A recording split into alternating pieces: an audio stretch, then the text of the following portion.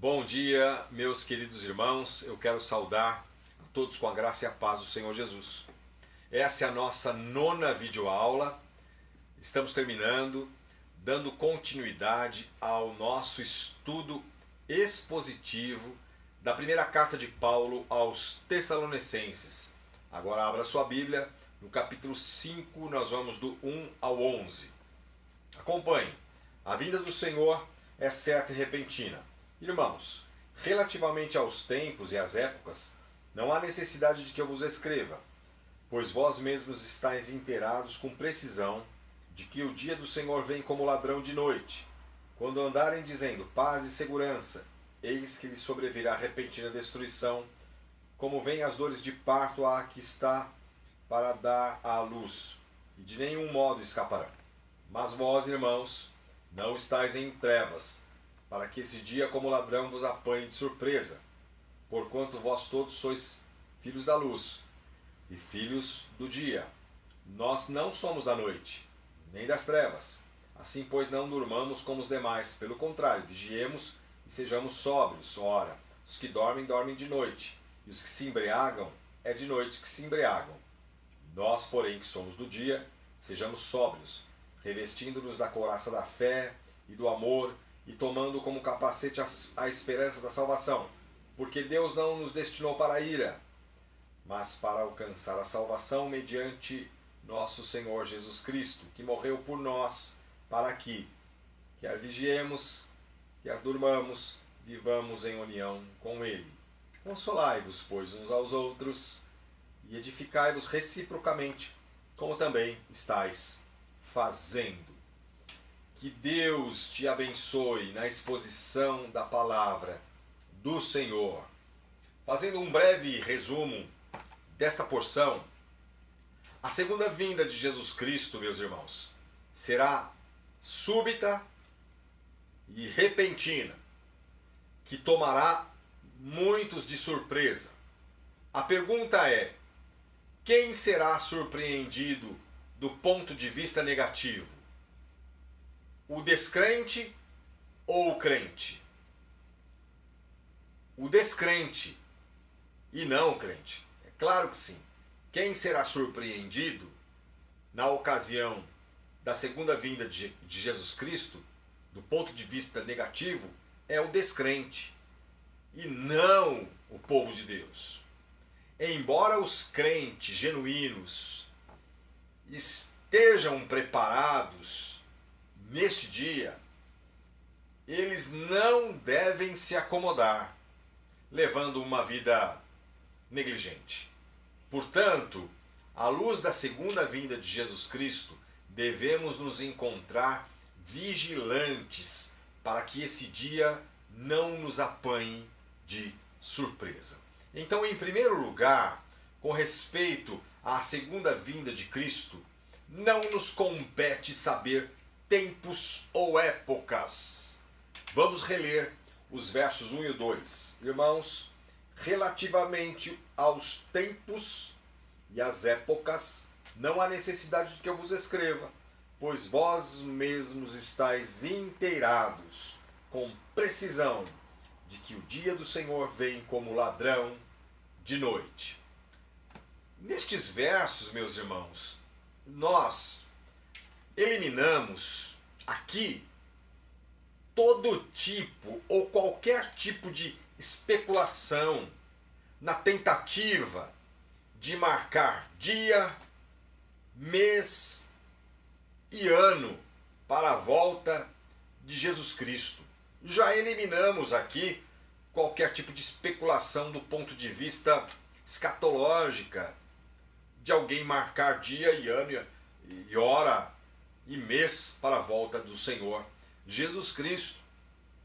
E Jesus Cristo deixou isso muito bem claro na ocasião da sua ascensão, quando afirmou, lá em Atos 1,7, diz assim: não vos compete conhecer tempos ou épocas. Não vos compete conhecer tempos ou épocas. Se Paulo já havia ensinado aos Tessalonicenses que não era da alçada deles saber a respeito da volta de Cristo, também não é da nossa alçada querer saber ou conhecer tempos ou épocas a respeito da segunda vinda de Cristo.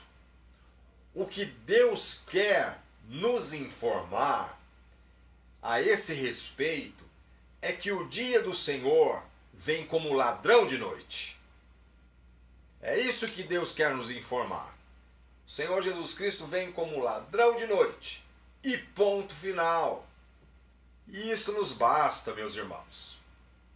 A razão por que não havia necessidade de Paulo escrever não era que essa matéria fosse irrelevante, não, mas que eles estavam inteirados com respeito de que o dia do Senhor viria como ladrão de noite. Note mais uma vez no verso 2: pois vós mesmos estáis inteirados com precisão de que o dia do Senhor vem como ladrão de noite. Então não era porque era irrelevante esta matéria, mas porque para eles estavam inteirados com precisão de que o dia do Senhor viria como ladrão de noite. E essa comparação foi feita por Jesus quando nós lemos lá em Lucas capítulo 12, versos 39 e 40. Diz assim a palavra de Deus: sabei, porém, isto, se o pai de família soubesse a que horas havia de vir o ladrão, vigiaria e não deixaria arrombar a sua casa. Ficai também vós apercebidos, porque a hora em que não cuidais, o Filho do Homem virá. Esta figura é simples, meus irmãos. O ladrão vem e pega a vítima de repente, de surpresa, inesperadamente e despreparadamente.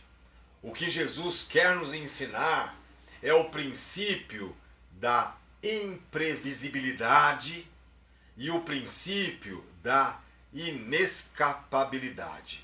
São esses princípios que o Senhor Jesus quer nos ensinar.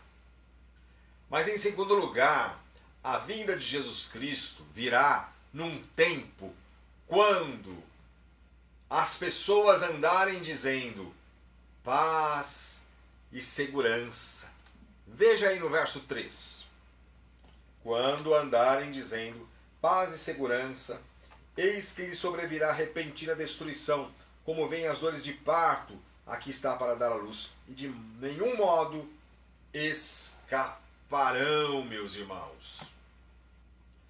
Qual será a perspectiva das pessoas sem Deus nesse tempo? Meus irmãos, haverá um senso de plena segurança.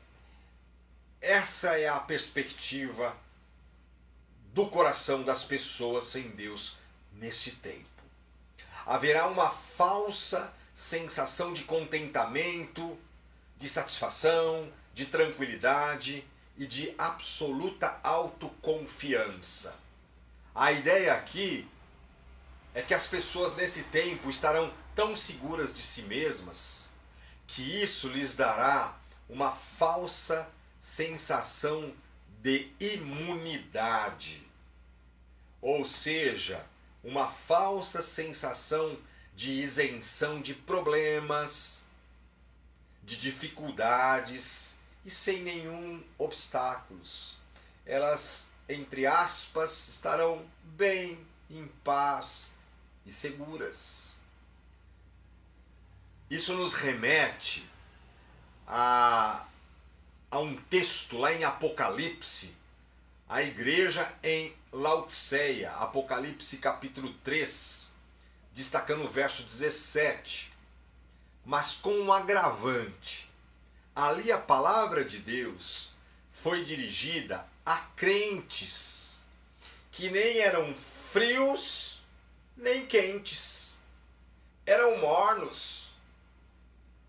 E eles diziam o seguinte: estou rico e abastado e não preciso de coisa alguma. Apocalipse 3,17. Estou rico e abastado e não preciso de coisa alguma. E a palavra de Deus, portanto, é dirigida para crente. Aqui, meus irmãos, em Tessalonicenses capítulo 5, na primeira carta, o apóstolo Paulo está descrevendo descrentes, ímpios. E eu peguei exatamente isso olhando para a igreja em Laodiceia. Olhando para a igreja de Laodiceia, porque a palavra foi dirigida lá em Laodiceia para crentes. E aqui ele está descrevendo descrentes nessa perspectiva semelhante. O mundo será pego de surpresa, porque recusaram ouvir a palavra de Deus, porque recusaram se renderem a Jesus Cristo como Senhor. Quando as pessoas estiverem sossegadas, tranquilas, desatentas, desinteressadas cada vez mais, despreocupadas. Enfim, quando as pessoas estiverem cuidando dos seus próprios interesses, sobrevirá repentina destruição. E a frase indica a chegada repentina de alguém. E também nós temos a figura das dores de parto. Será como as dores de parto a que está para dar à luz. Assim como a dor de parto é inevitável e inescapável para a mulher, assim será também a destruição. De nenhum modo escaparão. Ninguém vai conseguir fugir. Ninguém vai conseguir esconder-se, escapar do julgamento. E a palavra de Deus também diz, lá em Lucas capítulo 17, versos 26 a 30. Olha o que diz. Assim como foi nos dias de Noé, será também nos dias do Filho do Homem. Casavam, bebiam, davam-se em casamento, até o dia em que Noé entrou na arca, e veio o dilúvio e destruiu a todos. O mesmo aconteceu nos dias de Ló. Comiam, bebiam, compravam, vendiam, plantavam, edificavam. Mas no dia em que Ló saiu de Sodoma, choveu do céu fogo e enxofre e destruiu a todos. Assim será no dia em que o Filho do Homem se manifestar. Portanto, meus irmãos, nesse dia será assim, como foi nos dias de Noé, de Ló. Comiam, bebiam, casavam-se, davam-se em casamento, vendiam, plantavam, edificavam, faziam as suas atividades comuns e normais. E essas atividades, meus irmãos, elas não são ruins em si mesmas. Não são. O problema é quando essas coisas se tornam um fim em si mesmo. E as pessoas acabam negligenciando, desdenhando e até menosprezando as necessidades espirituais que são mais urgentes. Nesse tempo, as pessoas estarão zombando, escarnecendo o nome de Deus e ridicularizando a vinda de Jesus Cristo. E ao tratar desta matéria, Pedro, em sua segunda carta, capítulo 3, versos 3 e 4, diz o seguinte: tendo em conta, antes de tudo, que nos últimos tempos virão escarnecedores com seus escárnios, andando segundo as próprias paixões e dizendo: onde está a promessa da sua vinda?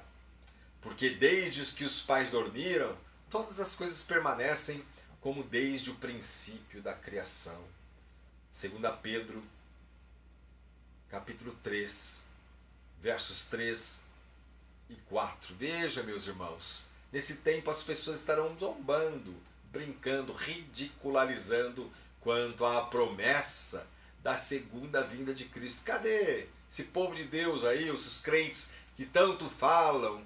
Cadê a promessa? Onde está a promessa, meus irmãos? Esse será um tempo difícil.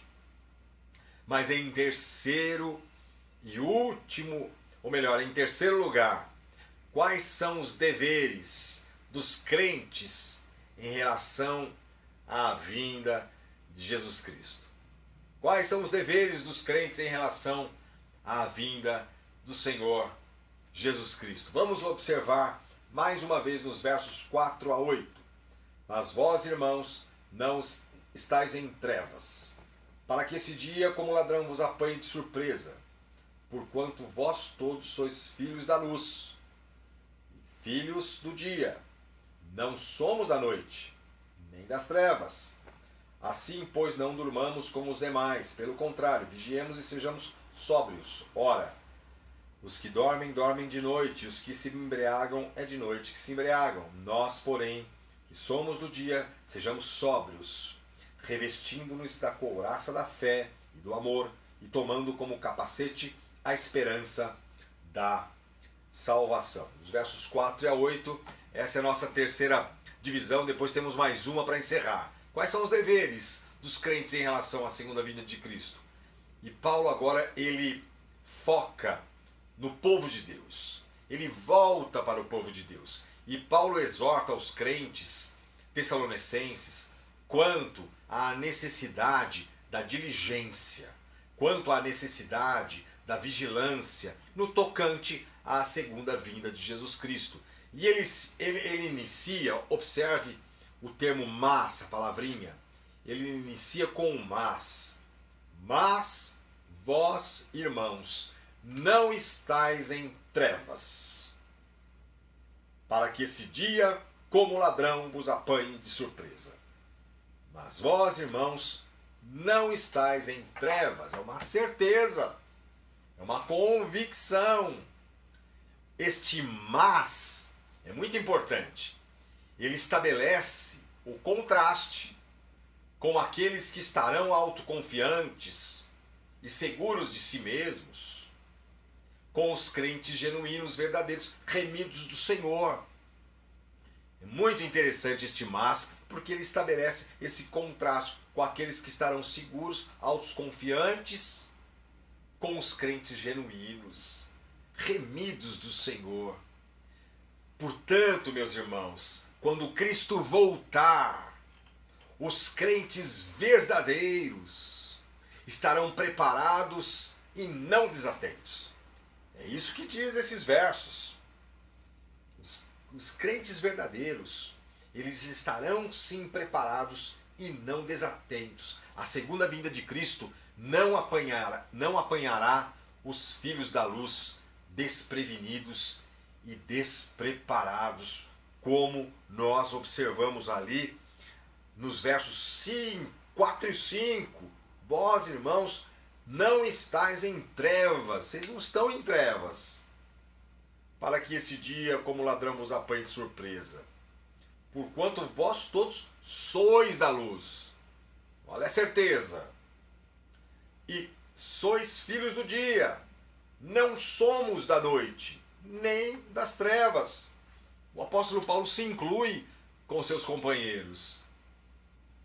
Não somos da noite. Todos nós somos filhos da luz e filhos do dia. E para exemplificar isso, meus irmãos, Paulo lança a mão de duas metáforas, e ele gosta de usar bastante isso, e nós vemos isso lá na carta de Paulo aos Efésios, e são duas metáforas, trevas e luz. Trevas para descrever o homem sem Deus, e luz para descrever o crente. Trevas para descrever o homem sem Deus, ou seja, a pessoa que está em trevas, ela não consegue enxergar as coisas de Deus, muito menos discernir as coisas espirituais. Ela está na escuridão, ela está na cegueira espiritual, a pessoa que está em trevas. Diferentemente das pessoas que estão na luz. Luz aqui é para descrever os remidos do Senhor. Luz descreve o crente genuíno, o crente verdadeiro, que vive se santificando, apesar de sermos pecadores. Somos pecadores, mas o crente genuíno, ele vive se santificando. E a luz aqui representa santidade, clareza, nitidez, verdade, transparência. Onde a luz chega, as trevas se dissipam. Entretanto, meus irmãos, mesmo diante de tanta certeza, mesmo diante destas convicções de serem filhos da luz e filhos do dia, os irmãos tessalonicenses e nós também, diante dessa certeza, Paulo lhes exorta que não durmam, que vigiem e que sejam sóbrios. Não durmam, vigiem e sejam sóbrios, porque nós somos da luz e não das trevas. Pertencemos ao dia, não da noite.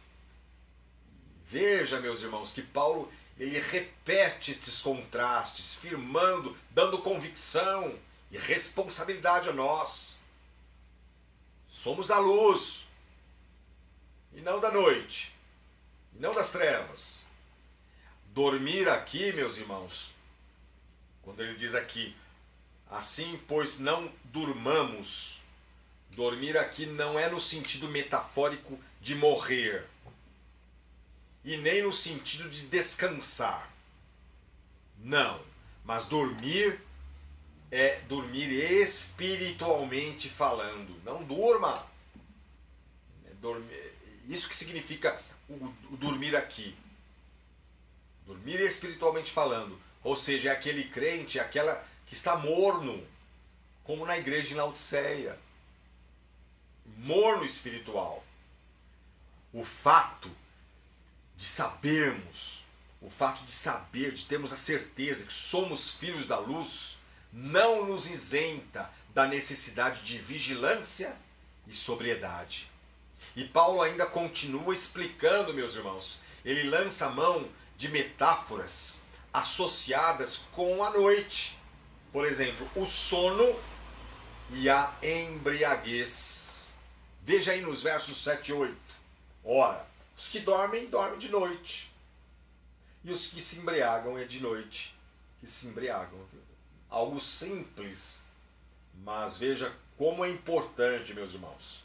Nós, porém, olha o contraste. Nós, porém, que somos do dia, sejamos sóbrios, revestindo-nos da couraça, da fé e do amor e tomando como capacete a esperança da salvação. Note que o sono e a embriaguez são estas metáforas associadas com a noite. O sono e a embriaguez. Sono e a embriaguez. Em contraste com os que são da noite. Em contraste com os que são da noitada. Nós somos do dia. É isso que Deus está nos exortando e chamando a nossa atenção. Sejamos, portanto, sóbrios, revestindo-nos da couraça da fé e do amor e tomando como capacete a esperança da salvação. Que coisa extraordinária, meus irmãos. Somado à necessidade de estar vigilantes e sóbrios, o apóstolo Paulo acrescenta essa tríade de virtudes: fé, amor e esperança da salvação. Ou seja, nós temos que vigiar, nós temos que estar atentos, acordados espiritualmente falando, sóbrios, e também com essas virtudes, manter essas virtudes, fé no Senhor Jesus Cristo, fé na palavra, confiança na palavra de Deus, amor a Deus em primeiro lugar, amor ao nosso semelhante e esperança da salvação, esperança da segunda vinda de Cristo. E esperança, você sabe, é esperar com confiança. Aliás, meus irmãos, estas virtudes, Paulo elogia esses irmãos tessalonicenses. Nós vimos isso desde o primeiro capítulo. E nós precisamos manter, nós precisamos cultivar estas virtudes que Paulo apresenta e que Deus fala aos nossos corações. Agora sim, em quarto e último lugar, Paulo ele arremata este assunto de forma majestosa e extraordinária. Ele fecha com a doutrina da eleição de Deus e com a doutrina da predestinação em Jesus Cristo. Meus irmãos, veja que apenas nestes versos que vamos ler, 9 a 11, nós observamos tantas lições que podemos ficar meditando durante a semana, nos alimentando e sendo grato a Deus por isso. Note, meus irmãos, vamos ver os versos 9 a 11. O porquê ele começa explicando. Ele explica agora. Deus não nos destinou para a ira.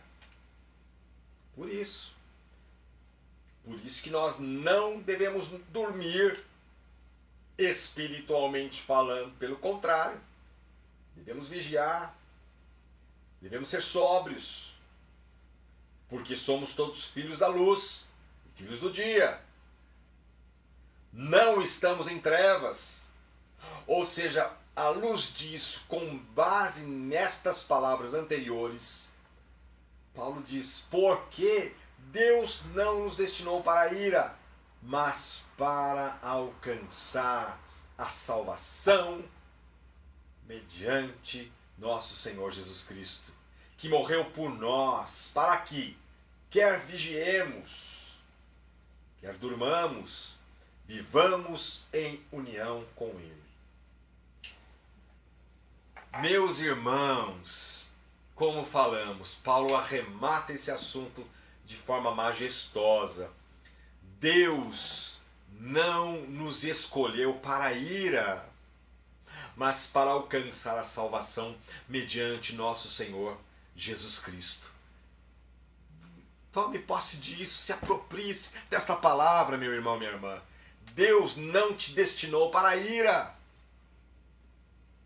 Deus não nos escolheu para a ira, mas para alcançar a salvação mediante nosso Senhor Jesus Cristo. Fomos predestinados, destinados para Ele, no qual temos a redenção pelo sangue de Jesus Cristo.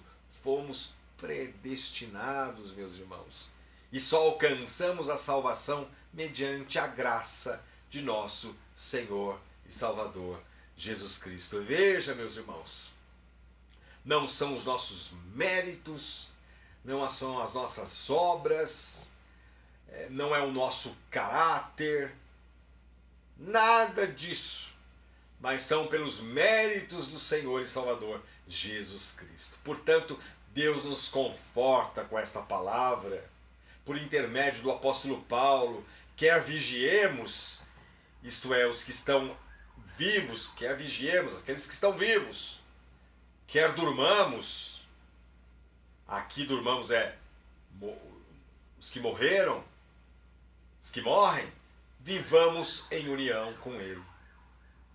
Quer vigiemos, quer durmamos, vivamos em comunhão com Ele. Estamos unidos com Cristo. E agora estamos unidos e estaremos unidos com Cristo lá no céu, em comunhão plena e eterna com o Senhor. E ele fecha de forma extraordinária. O verso 11 diz assim: consolai-vos, pois, uns aos outros, e edificai-vos reciprocamente, como também estáis fazendo. Consolai-vos, pois, uns aos outros, edificai-vos reciprocamente, como também estáis fazendo. Meus irmãos, estamos chegando ao fim desta sessão tão maravilhosa, tão extraordinária. Consolai, edificai edificai-vos reciprocamente. Esta palavra edificai, ela vem da construção, que é construir. Exatamente isso, edificai, construir com as nossas palavras, consolar, edificar, falar palavras que edificam, que constroem. É muito mais difícil, meus irmãos, manter-nos firmes sozinhos. Muito mais difícil. Por isso que precisamos uns dos outros. Ainda que estamos separados, mas precisamos uns dos outros. Porque é muito mais difícil manter-nos firmes sozinhos. Por isso que nós devemos consolar e edificar reciprocamente. E parece-nos simples essas atividades espirituais. Parece-nos simples. Mas eu creio que não são tão simples assim, meus irmãos. Por quê? Porque em nossa jornada cristã precisamos aprender dia a dia a consolar e a edificar reciprocamente uns aos outros. É um aprendizado, meus irmãos. E muitas vezes nós confundimos, nós invertemos. Mas o Senhor Deus está nos encorajando a consolar, a edificar com as nossas conversas, com a nossa família, com os nossos irmãos, a construir relacionamentos com palavras que edifiquem, com palavras que ajudem, que animem, que consolem, que fortaleçam a vida daquele irmão, daquela irmã.